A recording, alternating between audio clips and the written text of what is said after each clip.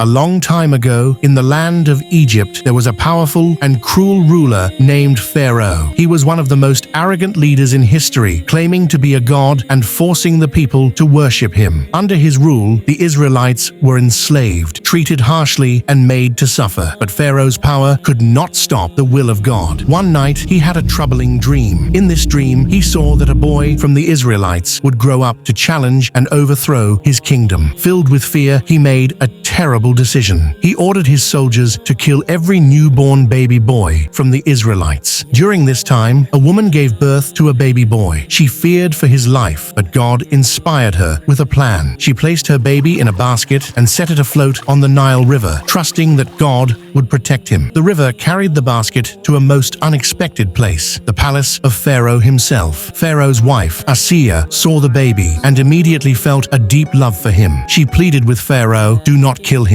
He may be a source of joy for us. Let us adopt him as our own." By the will of God, Pharaoh agreed, and so Moses was raised in the very home of the man who had sought to destroy him. As Moses grew up, God blessed him with wisdom, strength, and a heart that cared for justice. He knew he was different from the people in the palace and felt a strong connection to the Israelites. One day, as Moses walked through the city, he saw an Egyptian man beating an Israelite slave.